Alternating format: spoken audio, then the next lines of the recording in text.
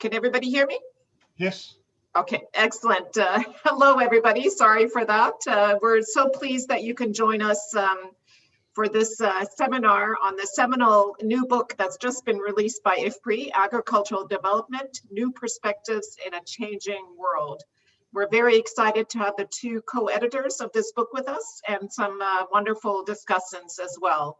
My name is Charlotte Hedebrand. I am the new Director of Communications and Public Affairs at IFPRI.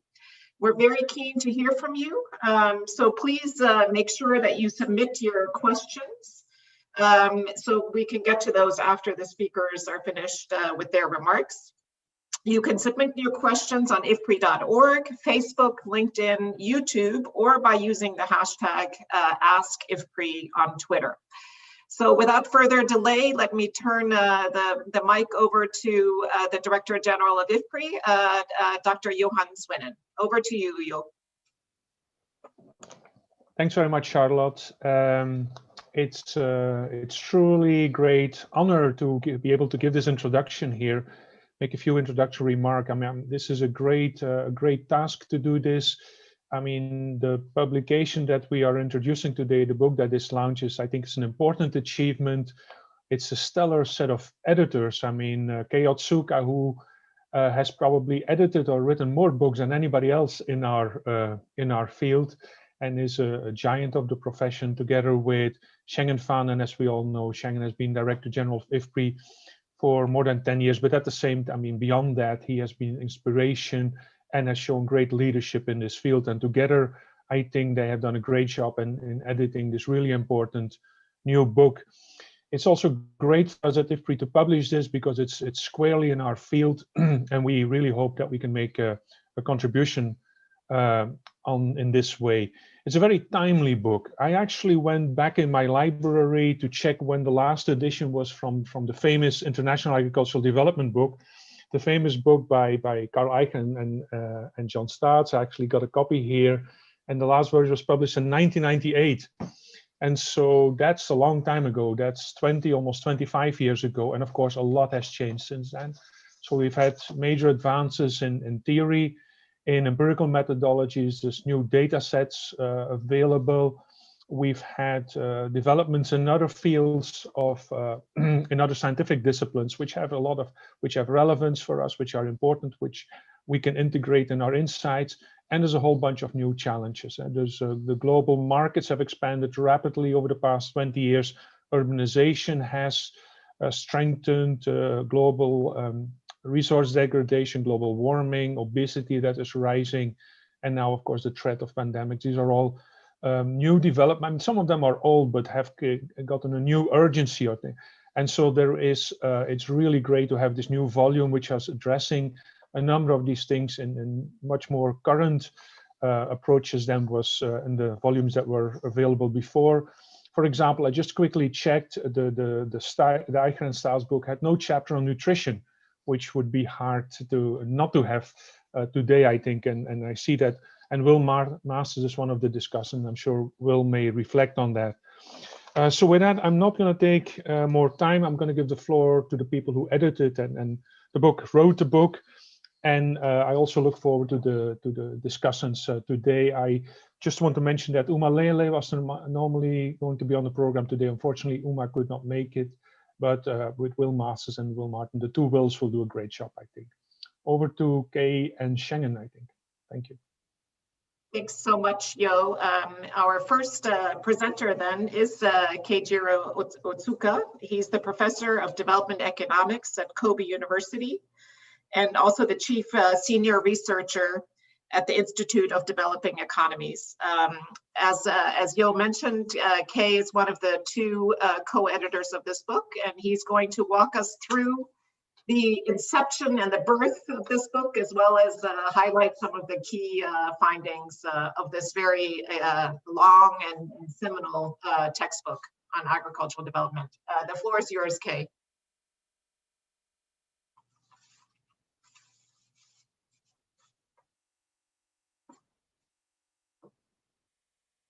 Kei, I think you may need to unmute yourself.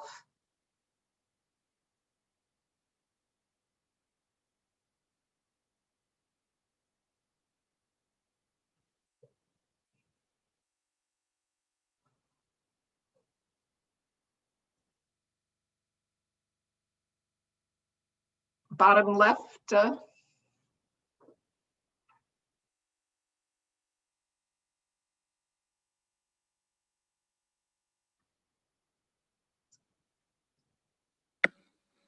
we go. Okay, I think I'm ready to speak. It's a great pleasure for me to be a first speaker of this very important book launch event. For my presentation, the first page is most important. First of all, lots of people forgot, but I was visiting research fellow at IFPRI for 5 years from 1993 to 1998. So in my mind, I feel like I'm still a member of IFPRI family. Secondly, can you see the book cover? You can see on the right. You may be able to see women. The reason is that this book is interested in gender issue. Can you see vegetables? Yes, we are interested in foods, nutrition, and health. And can you see two women transacting something? Yes, we are interested in marketing, value chain, and other transactions.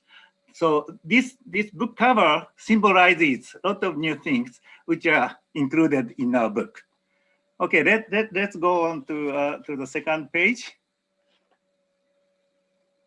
Okay, this was not written in the book, but I'd like to explain how this book was born. More than 5 years ago, maybe 7, 8 years ago, Shenggen told me to publish a book together. And actually, I refused because I could not find out important topics for a joint publication. But a little bit later, maybe a few years later, I realized that we should work together for the publication of textbook on agricultural development. And I proposed that to Shenggen, and Shenggen fortunately agreed with my idea. And then we started our project in summer 2016, but Shenggen did not agree. He said it was 2017. So I'm not so sure whether it was 2016 or 2017. But anyway, we started our project without any money. And then following the theory of induced innovation, we were induced to innovate. There are demand and supply factors explaining our inducement mechanism. Demand factor 1, there's a sheer lack of textbook on agricultural development, which Joe mentioned. Having been student of Professor Hayami, I was a student of Professor Hayami, and Shenggen was a student of Professor Rutan. So we were induced to do something innovative about this issue, the lack of good textbook. Demand factor number 2, this is my personal judgment. I wanted to show really my appreciation for Shenggen's 10 years of excellent work as the Director General of IFPRI by publishing jointly edited book. That's the second demand factor. There are supply factors. Obvious supply factor is there are a lot of competent staff at IFPRI who are indispensable resources for useful textbook on agricultural development in this complex world. Supply factor number 2, I think textbook can be a global public good. A lot of people can learn a lot. And so CGIAR Center like IFPRI should supply the global public good. That is the textbook we have just published. And we started from a re-examination of a Hayami-Rutan thesis in part 2. And like Hayami and Rutan, we examined regional patterns of changes and differences in land productivity, labor productivity, and so on. And we also discovered a lot of new and emerging issues. Therefore, this book has continuity from Hayami-Rutan book to the new world. So we have a lot of extensions. And unlike Hayami and Rutan, we cover whole region of the developing world in part 2 of the book. We look at East Asia. East Asia means Southeast Asia, Northeast Asia, and South Asia, Sub-Saharan Africa, Latin American, Caribbean, and Eastern Europe and Central Asia.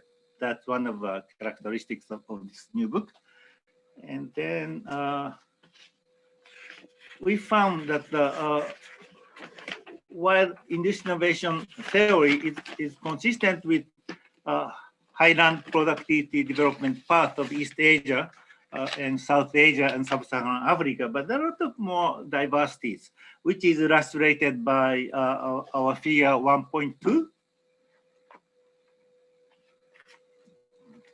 Yeah, as you can see, the blue dots show the development path of East Asia.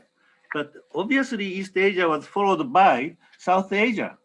And then South Asia is followed by Sub-Saharan Africa. There is sort of common pattern of development among three major regions. But if you look at Mexico and the Caribbean, Central America and Latin America and so on, there are a lot of new things. And we cannot explain the large increase in labor productivity, land productivity in Latin America because by induced innovation theory, because in Latin America, the land is abundant. So something else is going on as well. Next page, please. So diverse and critical issues are identified in part 2 by regional studies. We analyzed a lot of issues in part 3, which is entitled Context for Agriculture Development.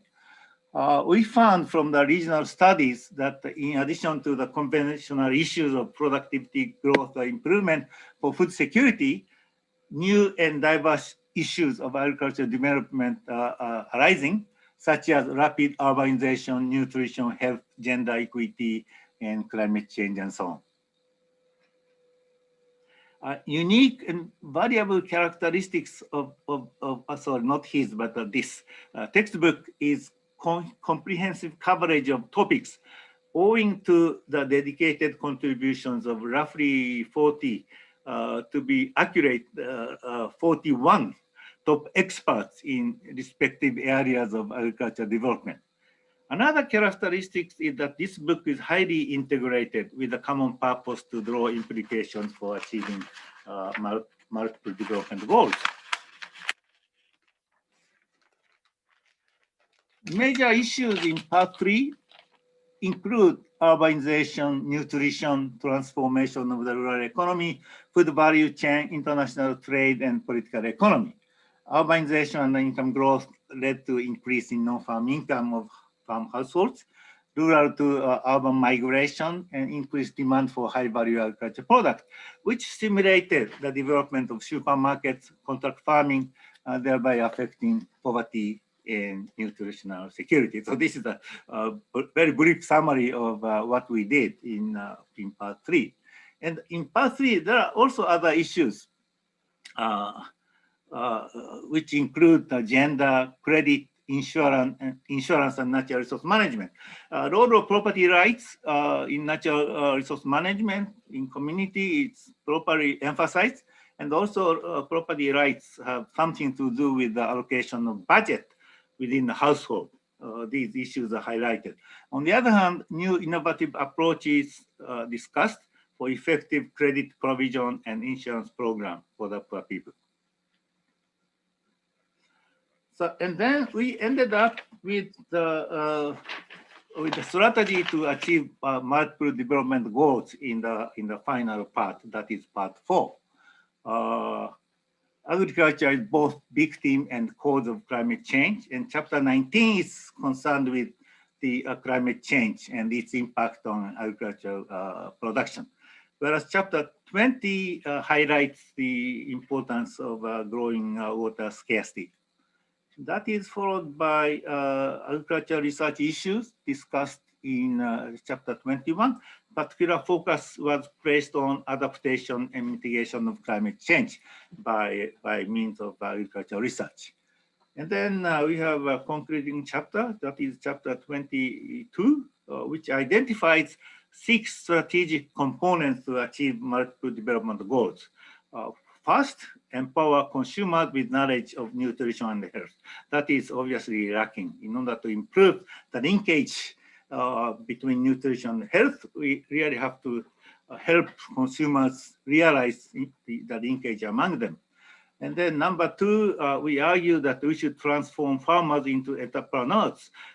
Very often farmers passively accept orders from supermarkets and agro-processors, but in order for them to be really rich, they must become entrepreneurs who can make right decision making. And then number three, we argue that we have to incentivize the private sector. Economists often assume that private sector is efficient. That's not necessarily the case, right? There are a lot of inefficiencies associated with the management of private sector. We should try to help the private sector enterprises, in particular in the processing area, to strengthen their ability. And then number four, obviously, we argue that we must prioritize research and development. And then for the solution of climate problems, we must internalize environment. And then finally, we argue that we have to make key stakeholders accountable so that the international agreement can be reached and the international agreements will be implemented. So this is the end of my presentation. Oh, sorry, and one more line, two more lines. We hope and we are also confident that this book will be a major textbook on agriculture development in coming few decades. So I'm a Japanese, and Japanese are known to be very punctual. And I think I spent exactly 12 minutes. Thank you very much.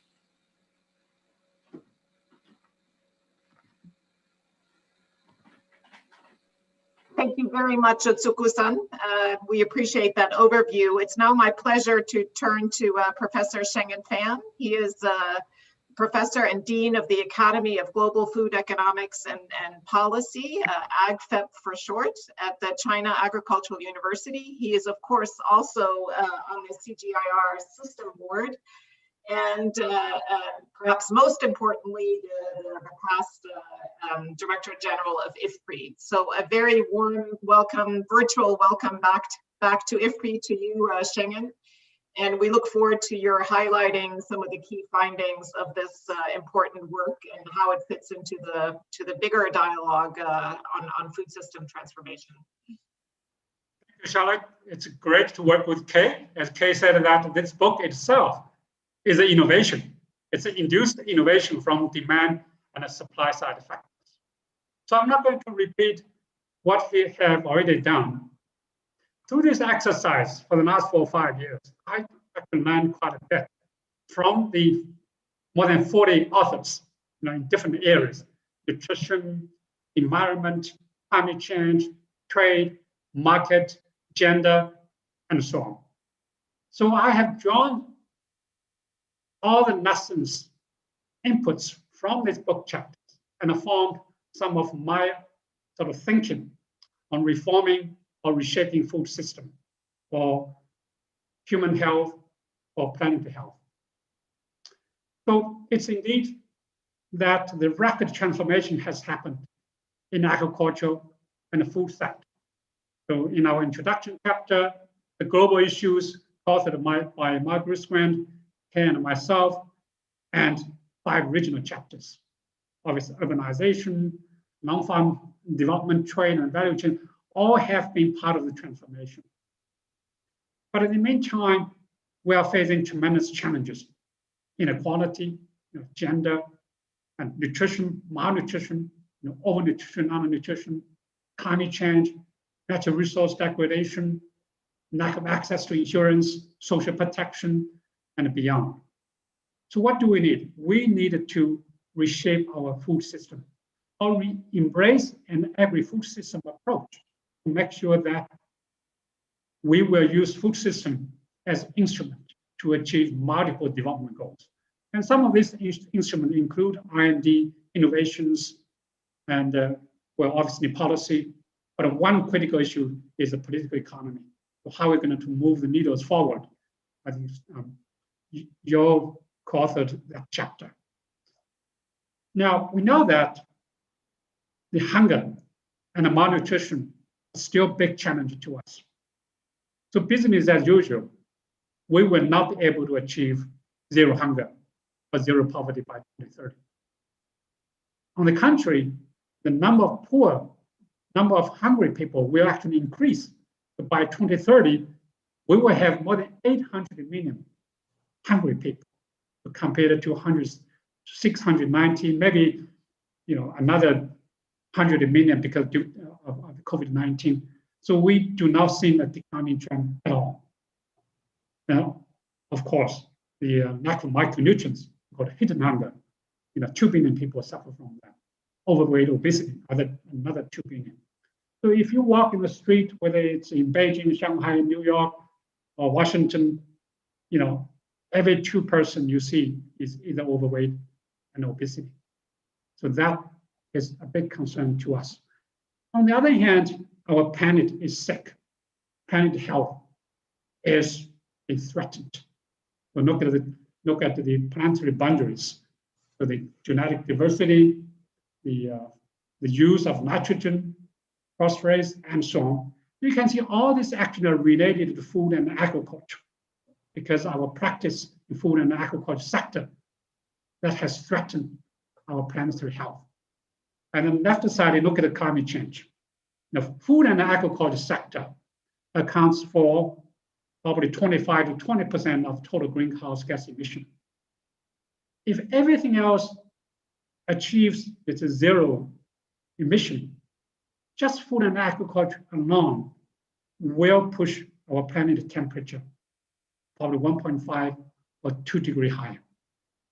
So yes, IPRI has done some scenario analysis, reducing food waste and loss, improving technologies, changing our diets, or even the combination of these instruments.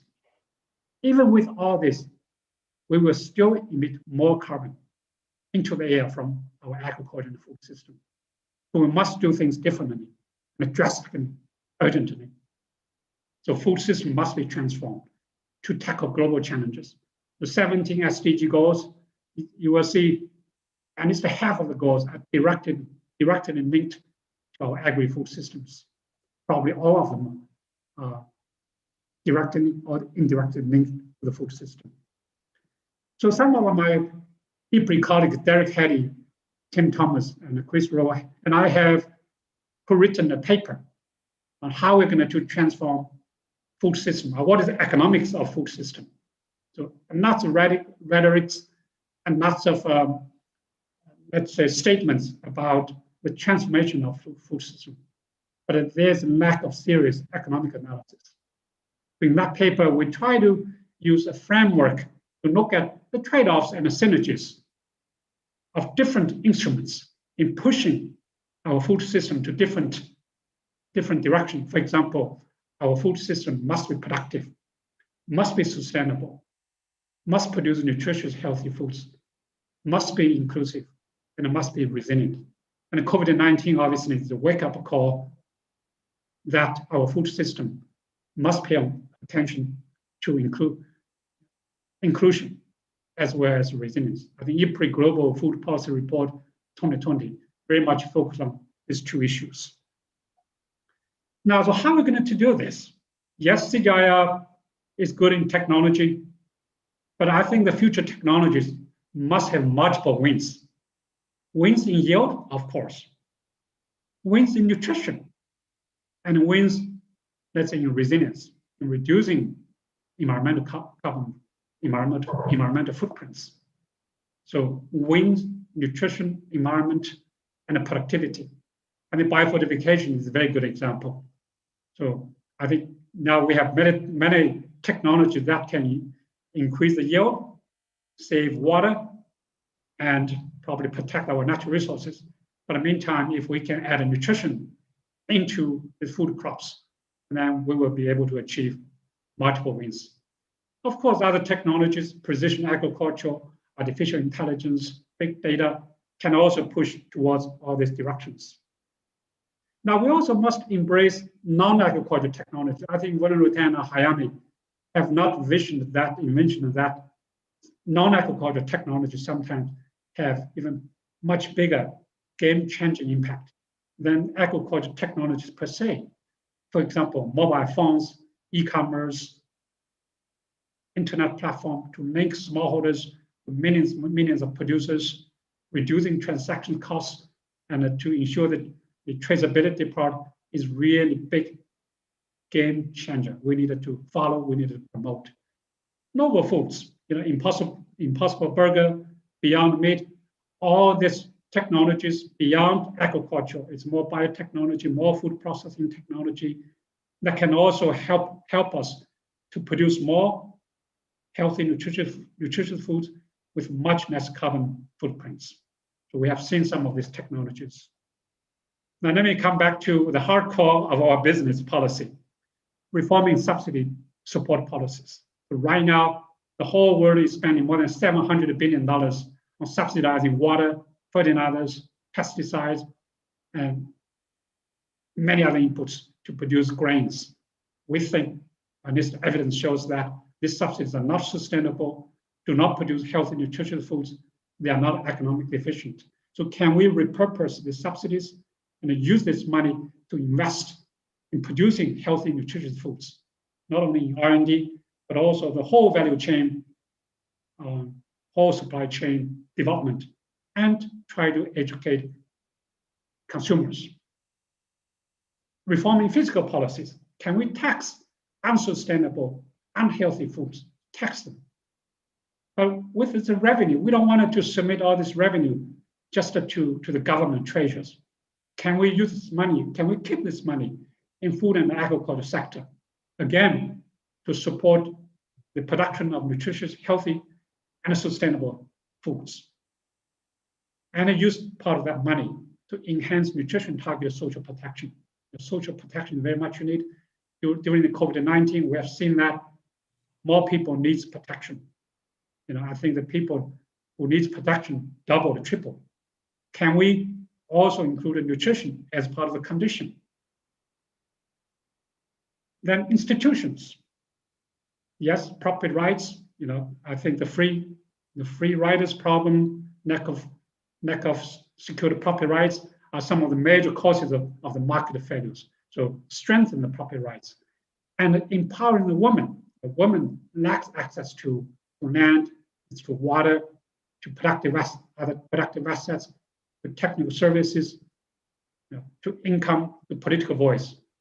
And I learned quite a bit from the gender chapter that even within households, how men and women can form a connective action to produce public goods at a household. For example, children's education, children's health.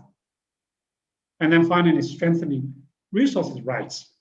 We have seen some of IPRI studies led by Ruth and many other researchers, and Frank plays in that chapter to strengthening land rights by registering. Land registration can double the livelihoods of rural households in many countries, particularly, let's say, in Rwanda, Malawi, many African countries. So I stop over here, and once again, I want to thank you, Kay. I want to thank the co-authors, Will Masters, Will Martin, Will Squares, and many other authors. Thank their great contribution. It's part of my learning process, and we're going to continue to use some of the inputs from the book to shape our future food system for our own health and for the planetary health. Thank you, Charlotte. Thank you very much, Ms. Shenggen.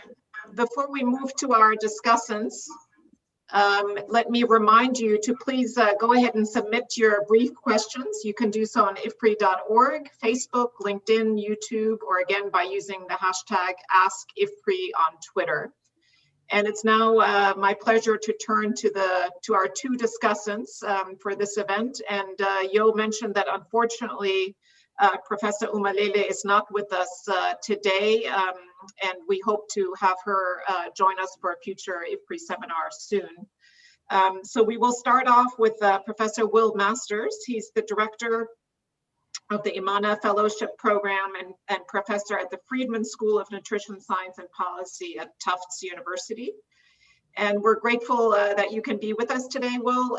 Your role as a discussant on this very extensive book is going to be through the lens of health and nutrition. So many thanks. Yes, thanks.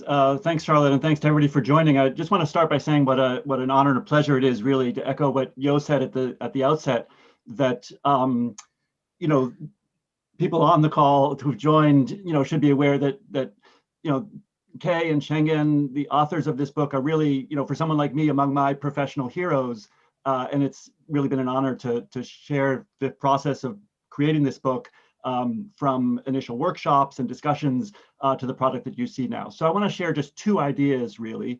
One about the form of the book itself, kind of what is this for, as Charlotte mentioned, from a perspective in nutrition and health, and then a little bit about the content. So about the book itself, first of all, it's extraordinary just to have a book. So as people are aware, the publishing landscape has transformed completely towards much shorter attention spans, much shorter form, to Twitter, to visual images. And what you get here is really masterful text, writing that is thoughtful, attentive, careful, hugely valuable in a book length. You know, what does that mean? It means you get global long-term coverage written by real authorities. So when I was a student, Kei was a few years ahead of me. I was reading his work fresh off of field work that he was doing in Africa, the history of Japan, tremendously important, and Shenggen in the early 90s. Similarly for China, what I learned about China was really written by Shenggen in the 90s. And then both of them around the world, the perspectives that they brought in editing this, tremendously valuable. So what is it? It's multidimensional, it's nuanced, it's complicated. There's no fundamentalism here. It's not technology fundamentalism, it's not market fundamentalism. It's really a consensus view. There's a room for more controversial work. I would just flag, for example, the IFPRI book talk coming up about Rob Paulberg's Resetting the Table book, which is more about controversy. What you get with this book is really this extraordinary wisdom of the longer term with a sense of community. I think the voices of the authors really come through.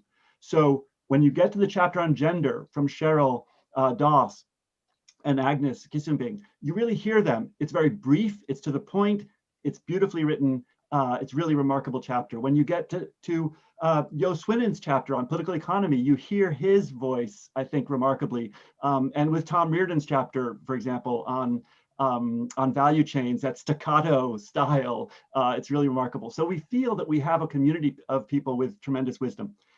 And the second thing I want to share is about the content. So on the content, clearly it's about its title. It's about agricultural development. And the target is students and teachers in the world of agricultural development, meaning primarily colleges of agriculture.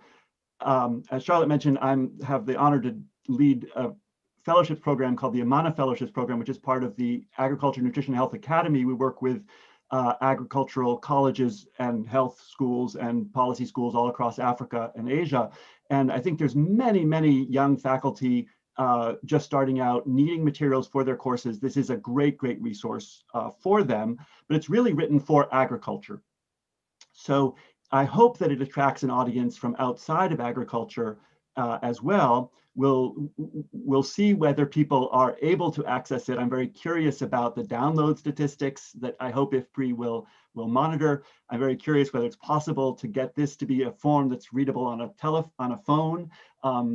Because the Kindle, as you might know, costs $3. You know, if we could make it free, I would hope to just read this on a phone. It would be very valuable to make it accessible to our Agriculture, Nutrition, Health Academy type of audience. And I would say there's not much economics in it. The economics comes through clearly in the words, but it's not teaching economics. And that's good for me personally, because I have an economics of agricultural development book, the 4th edition, coming out for students who really want to learn sort of the analytical diagrams and so forth, as well as a more nutrition-oriented food book. So to close, I just want to share a little bit about the content. So the key point here is systems and the interconnected complexity of the system. So on agriculture and nutrition in particular, the idea that agriculture is a huge solution for undernutrition because it can make more food and help farmers become richer, but it's not a solution for obesity and overconsumption, because you can't push on the string. You can't remove calories the same way that you can add them. And secondly, this point about interconnections, that instead of just value chains, we have a mesh of interconnected production, distribution, and consumption relationships that are so beautifully described in this. And I think Will Martin will share some really important insights about the international aspects of that next. Thank you so much. Thank you. Thank you very much, Will. And thank you also for teeing up our next discussant, who is also named Will. Will Martin is jumping in to replace Uma on the program.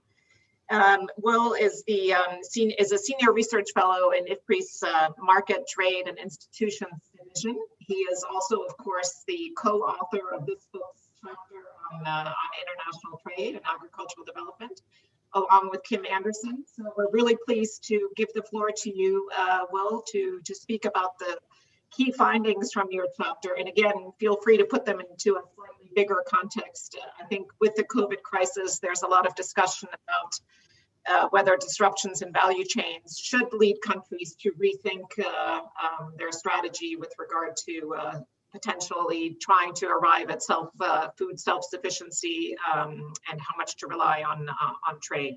Over to you, Will. Thanks very much, Charlotte. It's a great pleasure to be here to provide discussion comments on this wonderful book. In the discussion, we focused on the role of the book as a textbook, but I think it's much more than that. This is a reference source that should be on everyone's bookshelf, virtual bookshelf, who's interested in agricultural development and development more generally. It's an excellent reference source. As co-author of the lucky chapter 13 with Kim Anderson, I've enjoyed reading the other 21 chapters with all of the insights that they provide, particularly because they've been so carefully edited by Kei and Shenggen to ensure consistency and to bring out the wonderful messages. So an excellent reference source for a wide range of professionals, as well as access. It's important to have access to students so that the book will have an influence over the next generation, the next 22 years, until another book of this style becomes available. I hope individual chapters will be available too for professors wanting to put them on reference lists. A key feature of the book is the awareness of the history. Most of the chapters talk a lot about the evolution of thinking on these issues. They often go back a long way. We hear in the introductory chapter the evolution of thinking. W. Arthur Lewis's focus on agriculture as a source of surplus. John Miller, the second Director General of IFPRI, his rediscovery of the importance of agriculture as a positive role in economic development and poverty reduction. And that chapter comes right up to the discussions of today. Chapter 13 with my former colleague, Kim Anderson, we try to follow the general model. We talk a lot about the long history of agricultural trade, the vital importance in early days of things like the trade when you could control the pirates in the Mediterranean, the vast trade across the Mediterranean to Rome, later to Byzantium, and also the trade in genetic materials, the Columbian exchange, for instance, those hugely important evolutions in the history, the importance, the discovery in economics of the importance of agricultural trade for efficiency, for redistribution, and for the reduction of volatility of food consumption and the reduction in the prevalence of famines.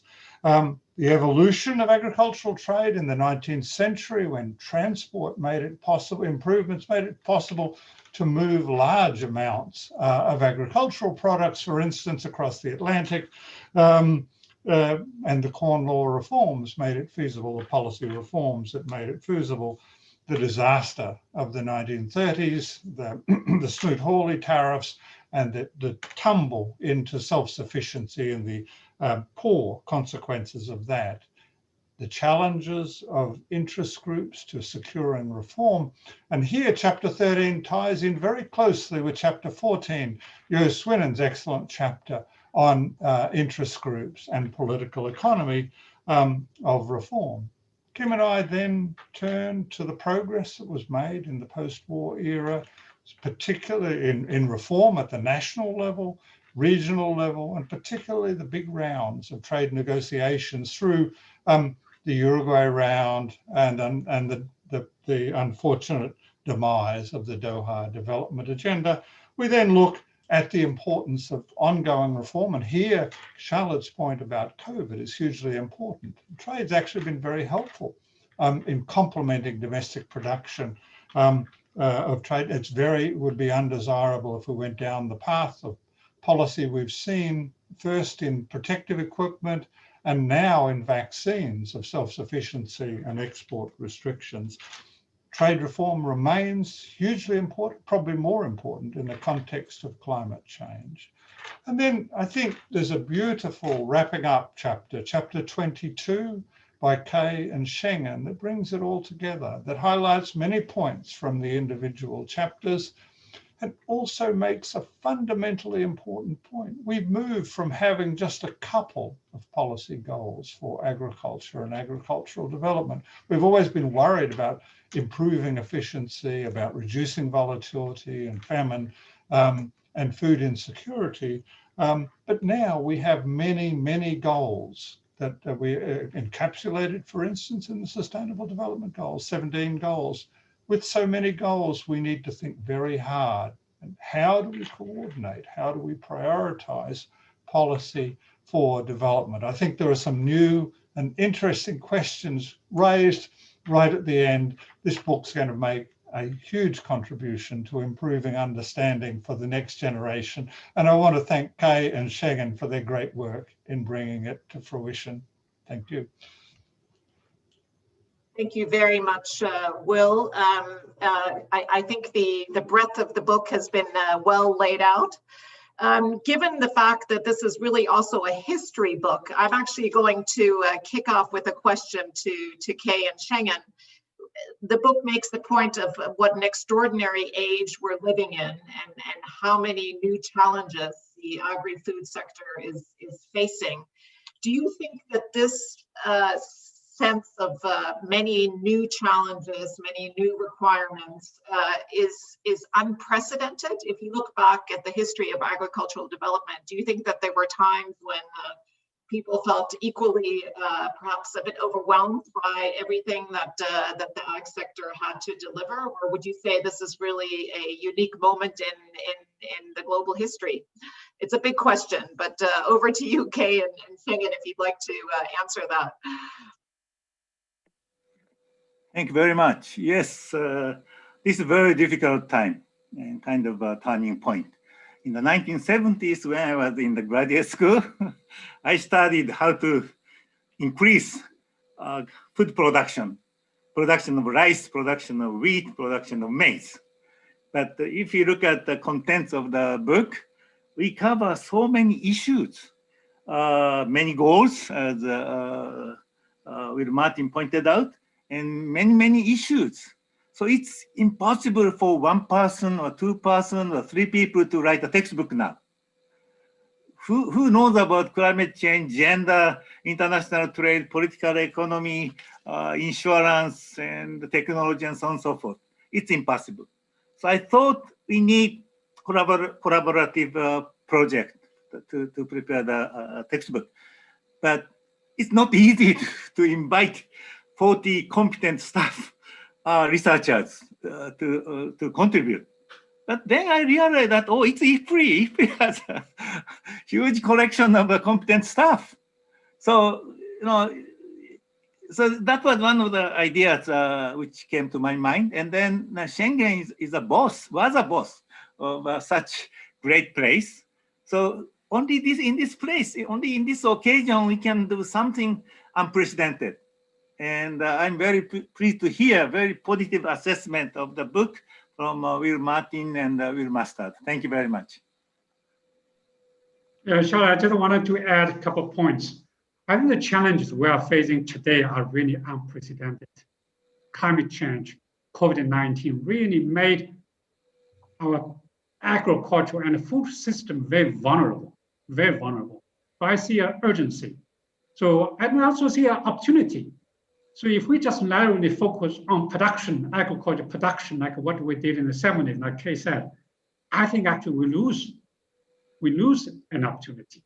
So it is time for agriculture economists to embrace the agri-food system approach: production, transportation, processing, consumption, nutrition, and health. But meantime, agriculture has massive externalities: environment, climate change. So if we embrace it, actually our limit is the sky. So I really wanted to, let's say, to plea to our colleagues that let's embrace it, to tackle, to use agriculture and food to tackle some of the unprecedented challenges we are facing right now. And urgency is critical. And I think this book really provides enough inputs, enough thoughts for that. And if we all work together, if we convince, I think Werner Rutan told me a good lesson. He said the best economists, best agriculture economists should be the one who can convince the non-agriculture economists to understand the value of agriculture economics. He was the first agriculture economist of CGIAR based in Manila. See, his job was to convince others to believe the value of economics. Thank you. The book is, of course, full of very valuable data. We have a question here from Kultum Olabasi Kamarudin, who's wondering whether the availability or perhaps lack of availability of data on agricultural development, specifically in sub-Saharan Africa, how did that play out in creating this book? Did you find that there was sufficient data, or are we still facing major data gaps coming from Africa? I don't know who would like to take that question, maybe Shenggen, and if any of you want to comment on that. Sure, I can go ahead. Yes, the data is a problem, is a challenge. But IPRI has been working with African Union, with African countries in setting up the country support programs, and this is called a RESAC, Regional Strategic Analysis Support Program, to support African Union, to support countries in connecting data, in building the capacity, in analyzing the data, and to convert the research and data into policy making. I think that yes, data is a challenge, but we have made a tremendous progress. I think today we must think very differently now. The data, not necessarily just with the government, the data with the private sector, with the cell phone. I think we must harvest all kinds of data, including our own household survey. As you know, the country support programs, every country support program has large household survey. Let's say Ethiopia, Nigeria, Ghana, Malawi, and so on. So we're getting better. And I really hope that the governments, African Union, even the World Bank, UN, can recognize the importance of different types of data. So not just official data, but the big data, the data from the private sector, and the data from, let's say, even from satellite. Thank you. Excellent. Maybe just in the interest of time, let me move to another question. It's a very interesting one. It's posed by Naima Daricit, who's an engineer at Studies and Financial Forecast Department. She, or he, sorry, I think it's a she, is asking whether we could explain a bit more the link between taxing greenhouse gas emissions of greenhouse gas intensive foods and food system security. And I might add to that a question about taxing perhaps less nutritious food as well. How do we balance that with food system security? And on the second question, maybe we can kick off with Will Masters. How do you square that proposal to tax some foods with the overall goal of promoting food security?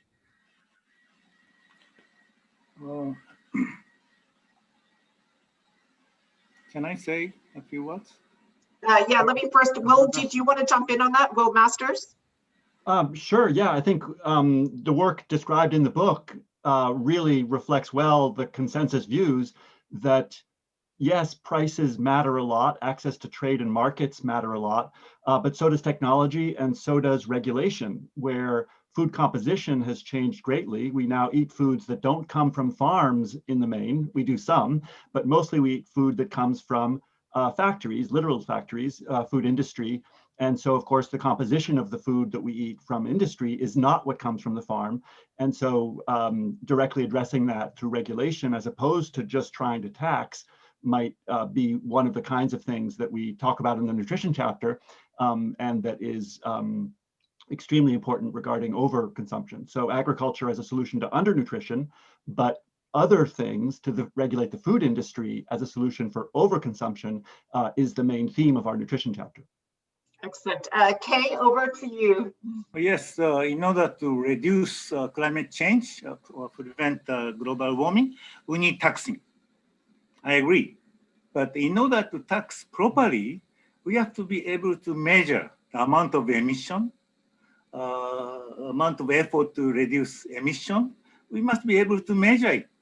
And that measurement is lacking. And that is a new global public good, which we really emphasize in the last few chapters. Excellent. We have a question here also for Will Martin. You alluded to the successful Uruguay round, to the unfortunate demise of the Doha round. How do you see the future of multilateral trade negotiations in this more challenging world, which I think we all agree is actually unprecedented? What should be the priorities moving forward? And maybe in addition to that, what do you make of the attention that is now being given to subsidies, agricultural subsidies from emerging economies? That is quite different than the debate that we faced in the Uruguay round. Oh, great. Thank you. Wonderful question, Charlotte. I think it is a very challenging time for getting international coordination on trade policies. But I think it's always important to remember the old saying that it's always darkest just before the dawn. We saw the disaster of the 1930s, the Smoot-Hawley tariffs, all of those cascading protection that caused world trade to shrink dramatically. But it was within 2 years of that the process that was to resolve many of those problems and lead to the GATT some years later, and those rounds of negotiations actually began with reciprocal trade agreements in 1933. So I think there is progress. There are huge challenges. There are real difficulties dealing, especially with the more complex agenda associated with environmental change, with sustainability. Remember, a quarter of global emissions come from agriculture and land use change. And that's something that my colleagues in MTID and I are working on, David Laborde and Rob Voss, we're working on at the moment. How can we repurpose, how to change the policies, both at the national level and internationally, to deal both with the trade efficiency and volatility issues, but also sustainability and resilience issues. And I think some use of taxes specifically focused to problems is likely to be necessary. Another thing that's likely to be very important is technical change. We're already seeing innovations that dramatically reduce emissions from the biggest source of emissions, enteric fermentation, from ruminants. There are innovations available now that could vastly reduce that. And then, of course, there are possibilities further on with alternate ways of producing meat substitutes. So I think there are lots of challenges, but as Shenggen mentioned, lots of opportunities out there as well. Yeah, can I add one point over here, Charlotte? I think this taxing is not universal. For example, in Africa, many children still need to eat more high quality animal source protein. This is essential for their growth.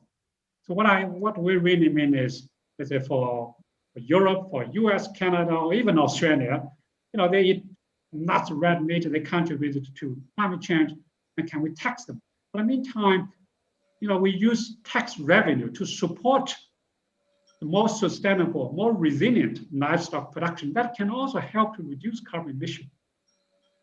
So not just either or, it's a combination of taxing and using that money to promote the production of healthy and nutritious food, including a certain, let's say, animal production in Africa or South Asia.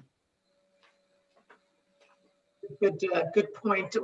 Let me get to a question that was posed by Sentil from the African Development Bank, who says that agricultural development, and I think we can add to that, addressing some of the sustainability challenges requires technology, innovation, and science. But of course, in many developing countries, there are significant digital infrastructure challenges. How do we address these? Perhaps I'll stick with you, Shenggen, to address that question.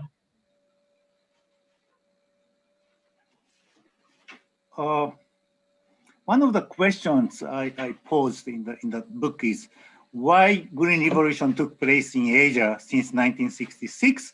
Nothing happened not nothing, but green revolution had not taken place to a significant scale in Africa.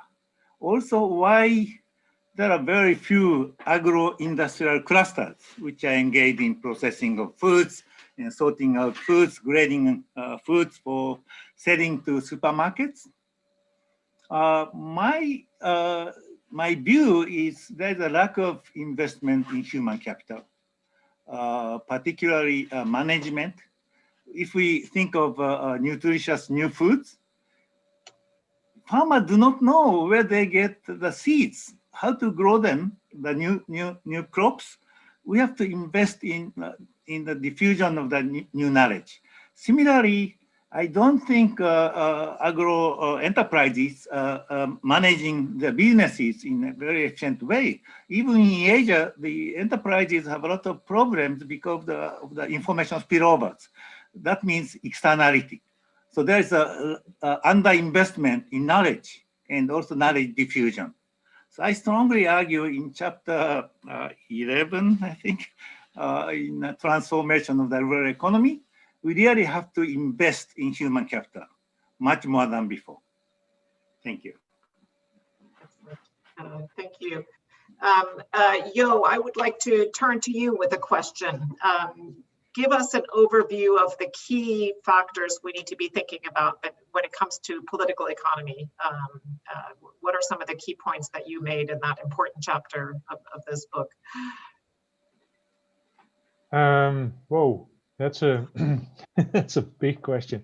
Well, I think the biggest areas there are it's in a number of areas, but I see that regulation where, I mean, the classical issues on trade, okay, because that's where a lot of the conflicts are, that they are still there. I mean, we see that the Doha round, which was supposed to give a big boost to developing countries as well, is kind of not much is happening there for the moment. And I think what we've seen over the past couple of years on trade, people are moving back rather than moving forward there. But at least a lot of I mean, trade has increased.